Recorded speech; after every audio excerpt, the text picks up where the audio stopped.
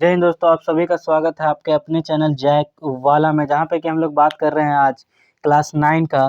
चूँकि अब एग्ज़ाम जो है क्लास 9 का होने वाला है, मार्च या फरवरी के एंड में आप समझ लीजिए होना स्टार्ट होगा। तो हम लोग जो जैक के द्वारा मॉडल प्रश्न पत्र जारी किया गया है, उसको ज़रा देखते हैं किस तरह के क्वेश्चंस आए हैं। तो बने रहें वीडियो के अंत तक, आपको बहुत ही बेहतरीन समझ में आने वाला है कॉन्सेप्ट। अगर आप जैक से जुड़े हुए हैं तो हमारे चैनल को सब्सक्राइब करें, यहाँ पे कभी आपको अपडेट्स भी मिल सकते हैं जैक के। और ये है मॉडल क्वेश्चन पेपर सेट 1 हम लोग कर रहे हैं। विज्ञान हमारा विषय है और कक्षा हमारा है 9वीं। यहाँ पे 40 पूर्णांक है हमारे एमसीक्यूज़ जो आने वाले हैं। अब देखते हैं यहाँ पे प्रश्न बिना समय गवाए। पहला कि milk is liquid, solid, gas, BEC. BEC का मतलब यहाँ पे है, मैं ऑप्शंस के साथ साथ यहाँ पे जो जो ऑप्शन दिए रहेंगे उस पर भी बात करूँगा। बीईसी का मतलब है बोस आइंस्टाइन कंडेंसेट, और ये आपका 5th टाइप ऑफ मैटर होता है, याद रखिएगा। जैसे हम लोग पढ़ते हैं ना, सॉलिड, लिक्विड, गैस, और एक होता है प्लाज्मा, और ये है बीईसी, बोस आइंस्टाइन कंडेंसेट। तो मिल्क क्या है? एक द्रव्य है, लिक्विड। सबको मारेंगे, इसको आगे बढ़ जाएंगे। उसके बाद अगला प्रश्न हमारा है, अगला प्रश्न आपको दिख रहा होगा, गैस के कणों के बीच आकर्षण बल होते हैं। गैस पार्टिकल है हमारे पास, गैसियस मॉलिक्यूल है, उसका जो है इंटरमॉलिक्यूलर फोर्स ऑफ अट्रैक्शन। मैं हिंदी इंग्लिश दोनों बाइलिंगुअल में बता रहा हूँ। जो इंग्लिश मीडियम होंगे उनके लिए भी इफेक्टिव रहेगा, जो हिंदी मीडियम होंगे उनके लिए भी इफेक्टिव रहेगा। तो इंटरमॉलिक्यूलर फोर्स, गैस का जो कण है वो तो बहुत दूर दूर होता है, तो याद रखिएगा इसमें बहुत कम होते हैं। तो हम लोग लिखेंगे वेरी लेस। तो यहाँ दिया नहीं है तो सिर्फ लेस पे टिक मारिए कि लेस होगा। उसके बाद अगला प्रश्न जो है, a piece of ice floats on water, मतलब बर्फ की एक टुकड़ा जल की सतह पर तैरता रहता है। आप देखिएगा, एक पानी के ऊपर बर्फ का टुकड़ा रखिए तो वो उसके ऊपर तैरता है, क्योंकि आइस जो है वो हैवियर देन वाटर है। Density of ice and water is equal. Ice is lighter than water और density of ice is more than that of water. तो याद रखिएगा, डेंसिटी अगर ज़्यादा हो जाए तो वो डूब जाएगा, तो डेंसिटी ऑफ आइस अगर ज़्यादा होता तो डूब जाता। Ice is heavier than water, अगर आइस भारी होता तो भी डूब जाता। Density of ice and water are equal, अगर इक्वल हो जाए तो वो आधा डूबेगा आधा बाहर रहेगा, याद रखिएगा। और पानी के अंदर जब हम लोग देखते हैं बर्फ़ को डाल के, तो वो आधा डूबा रहता है आधा बाहर रहता है। और लिखा ice is lighter than water, तो वो क्या पानी से हल्का होगा? तो हल्का और भारी पे बात नहीं, यहाँ पे डेंसिटी पे बात करेंगे। और ये लगभग लगभग बराबर होते हैं, इसलिए बर्फ़ जो है तैरते रहते हैं। आप इसका ऑप्शन 3 नंबर पे भी ज़रूर विचार कीजिएगा, लेकिन चूंकि यहाँ पे हम लोगों को बात डेंसिटी पे करना है, इसलिए मैंने बोला कि बर्फ़ का जो है और जल का घनत्व समान होता है। आते हैं तीसरे प्रश्न की ओर। तीसरा नहीं है, हमारा प्रश्न संख्या चौथा है। गर्म करने पर गैसों का आयतन, on heating density of gas. जैसे हम लोग गर्म करते हैं तो डेंसिटी जो है गैसेस की, ये क्या होंगी आपको बताना है। जैसे मान लीजिए आप एक प्रेशर कुकर में पानी डालें हैं, गर्म कर रहे हैं। गर्म करते करते गैसेस क्या होती हैं? तो डेंसिटी ऑफ गैसेस जो है, डेंसिटी का मतलब आप लोग याद रखिएगा, आयतन का मतलब द्रव्यमान बटा उसका वॉल्यूम, द्रव्यमान बटा उसका वॉल्यूम। तो जैसे ही गर्म करेंगे तो उसका आयतन जो है, डेंसिटी, वो बढ़ते चला जाएगा, याद रखिएगा आप लोग। उसके बाद है अगला प्रश्न, प्रश्न संख्या 5। निम्नलिखित में से कौन कपड़ा गर्मियों के समय में अधिक आरामदेह होता है? तो हम लोग सुने होंगे कि कॉटन का कपड़ा जो है वो गर्मियों में अधिक आरामदेह होता है। तो यहाँ पे सूती वस्त्र हम लोगों को सीधा टिक मारना है। और क्यों होता है? क्योंकि ये पसीने को सोखता है, एब्जॉर्ब कर लेता है बहुत जल्दी। सीधा बात यही याद रखना है। अगला है प्रश्न हमारा, प्रोटॉन कण है। प्रोटॉन जो है वो कण है, कैसे? तो आप लोगों को पता होगा, नेगेटिव चार्ज जो है वो इलेक्ट्रॉन होते हैं, पॉजिटिव चार्ज जो कि प्रोटॉन होते हैं। यहाँ इसका सही ऑप्शन भी यही होने वाला है। न्यूट्रल है, ये न्यूट्रॉन होते हैं। और ये नॉन ऑफ दिस का तो बात ही नहीं करना है। तो ये हो गया हमारा तीनों का प्रश्न। अगला प्रश्न है, परमाणु भार बराबर होता है।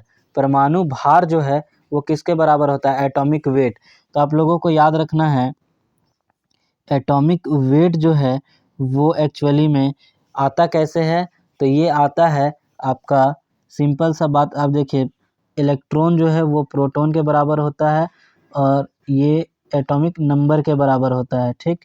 और जब हम लोग एटॉमिक मास का बात करेंगे तो एटॉमिक मास जो है वो नंबर या फिर न्यूट्रॉन का एक्चुअली में बात करते हैं तो न्यूट्रॉन जो है वो होता क्या है, तो आपका atomic mass minus atomic number, और यहाँ पे पूछा है एटॉमिक वेट मतलब परमाणु भार, तो ये n+z, और n+z मतलब n+p भी लिख सकते हैं। तो आपको इसका थर्ड टिक मारना है। आई होप ये समझ में आया हो पूरा मैंने जो कहानी बताया। उसके बाद है अगला प्रश्न, परमाणु के नाभिक में कौन से कण उपस्थित होते हैं। परमाणु के नाभिक में कौन से होते हैं, तो अगर हम मान लेते हैं ये हमारा परमाणु का एक जो है फिगर है, तो इलेक्ट्रॉन जो है ये परमाणु के बाहर होते हैं और ये नाभिक है इसका, नाभिक के अंदर p और n मतलब प्रोटॉन और न्यूट्रॉन होता है और इसी से इसका वेट भी डिसाइड होता है, भार। तो यहाँ पे आपको दिखा होगा p एंड n, जहाँ पे ये 2 नंबर, इसको टिक मारना है और आगे चले आना है। फिर है अगला प्रश्न, प्रश्न संख्या 9, इनमें कौन अक्रिय गैस है। अक्रिय मतलब इनर्ट गैस, और इनर्ट गैस होते हैं ग्रुप नंबर 18, आपको याद रखना है। और ये नाइट्रोजन तो नहीं हो सकता है, क्लोरीन नहीं होगा, ऑक्सीजन नहीं होगा, ये नियोन जो है ग्रुप नंबर 18 पे होता है। ये आपको टेबल याद करना होगा, इसके लिए याद रखिएगा। अगला है प्रश्न, केनाल किरणों किसके किरण पुंज हैं। केनाल रेज जो है वो किसे, तो याद रखिएगा कैथोड रेज जो है वो आपका cathode ray experiment simply experiment होता है इलेक्ट्रॉन के लिए, और कैनाल रेज जो है वो प्रोटॉन के लिए होगा। तो कैनाल रेज प्रोटॉन, और ये अल्फ़ा जो है वो आपको हीलियम 2+ का बात करते हैं। तो हीलियम 2+ का तो यहाँ पे वैसा कुछ बात नहीं है, कैनाल रेज प्रोटॉन के लिए है, और जब कैथोड रेज आएगा कैथोड रे एक्सपेरिमेंट तो वो इलेक्ट्रॉन के लिए रहेगा। अगला प्रश्न है, एक तत्व के समास्थानिक होते हैं, एक तत्व के समास्थानिक होते हैं, isotope of an element have. Isotope जो होगा वो एलिमेंट का क्या होगा, तो वो एलिमेंट का सेम एटॉमिक नंबर होता है। डिफरेंट एटॉमिक नंबर कट गया, यहाँ पे डिफरेंट केमिकल प्रॉपर्टी कट गया, केमिकल प्रॉपर्टी पे बात ही नहीं करते हैं, same atomic number but different mass number. तो यहाँ पे ये सी नंबर टिक करके हम लोगों को आगे निकल जाना है।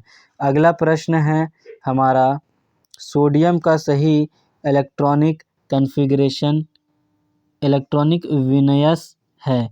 तो सोडियम सोडियम आता है 11 नंबर पे, याद रखिएगा, और इसका हो जाएगा 281, मतलब ये हमारा 4 नंबर ऑप्शन सही है। उसके बाद अगला है, किसी तत्व के परमाणु में 18 न्यूट्रॉन है, 18 जो है न्यूट्रॉन है, 17 प्रोटॉन है, तत्व के परमाणु द्रव्यमान होगा। तो परमाणु द्रव्यमान कितना होगा, तो अभी हमने ऊपर देखा न्यूट्रॉन प्लस प्रोटॉन से उसका द्रव्यमान निकलता है, और 18 और 17 जोड़ते हैं हम लोग तो आ जाएगा 35। तो इसका सही उत्तर है 35, और 35 जो है द्रव्यमान किसका होता है, तो याद रखिएगा क्लोरीन का। तो ये क्लोरीन एटम का बात हो रहा है। उसके बाद आते हैं अगले प्रश्न पे।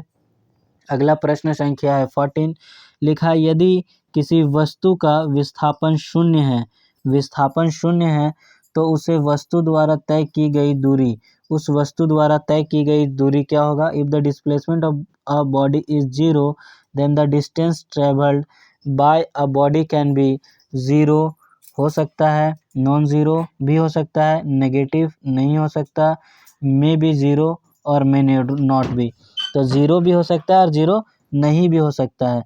जैसे हम लोग मान लेते हैं ये एक चक्का, यहाँ से हमने चलना स्टार्ट किया, यहाँ से चला वापस यहीं आए, तो इसका जो है विस्थापन 0 है लेकिन दूरी कुछ तो है, तो इसलिए मे बी ज़ीरो और मे नॉट। उसके बाद अगला प्रश्न है, ओडोमीटर मापता है, गाड़ी के ऊपर एक छोटा सा मशीन जिसे बोलते हैं ओडोमीटर वो लगा होता है, और ओडोमीटर मापता क्या है, तो स्पीडोमीटर रहेगा तो वो स्पीड मापेगा, और ओडोमीटर जो है वो डिस्टेंस दूरी नापता है। उसके बाद है 18 किलोमीटर पर आवर का वेग डैश मीटर पर सेकंड के तुल्य होगा।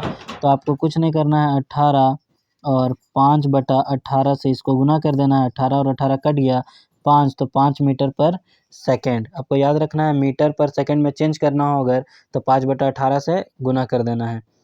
अगला प्रश्न संख्या है आपका 17। किसी विशेष दिशा में कण की चाल को उसका डैश कहते हैं। A particle speed in a particular direction.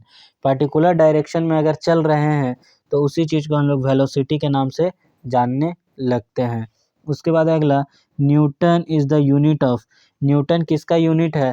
तो याद रखिएगा, न्यूटन जो है फोर्स का यूनिट है, वर्क का यूनिट होता है जूल, एक्सेलरेशन का यूनिट होता है मीटर पर सेकेंड स्क्वायर, और वेलोसिटी का यूनिट होता है मीटर पर सेकेंड। तो ये हमारा सही उत्तर 1 हो जाएगा, फोर्स। उसके बाद है अगला प्रश्न संख्या 19। न्यूटन के गति का कौन सा नियम बल को परिभाषित करता है या फिर परिभाषा देता है? तो याद रखिएगा, न्यूटन का दूसरा नियम जो है वो बल को परिभाषित करेगा। पहला नियम जो है वो त्वरण को दिखाता है, इनर्शिया को, और तीसरा नियम जो है वो बल के बारे में कुछ बताता है लेकिन बल को परिभाषित नहीं करता। उसके बाद है अगला 20 नंबर प्रश्न, और 20 नंबर है, ध्वनि तरंगों की चाल सबसे ज़्यादा होती है किसमें जो है सबसे ज़्यादा तेज़ी से ध्वनि तरंग तैरेंगे या चलेंगे? सॉलिड में, लिक्विड में, गैस में या सेम इन थ्री? तो तीनों में सेम तो नहीं हो सकते। ध्वनि तरंग सबसे ज़्यादा तेज किस में चलेंगे? तो वो चलते हैं सॉलिड में। और अगर ध्वनि तरंग चलने की बात करी जाए तो ये सॉलिड और गैस दो, क्योंकि लिक्विड में तो हो नहीं सकते हैं। सॉलिड में तरंग बहुत तेज़ी से, क्योंकि उनके बीच का जो है गैप कम होता है तो बहुत तेज़ी से निकलते हैं, और गैस में जो है गैप ज़्यादा होता है तो यहाँ पे थोड़े तरंग जाने में समय लगते हैं। याद रखिएगा, इसका होगा सॉलिड। आई होप समझ आया हो। इसको कंटिन्यू करेंगे अगले वीडियो में। जय हिंद।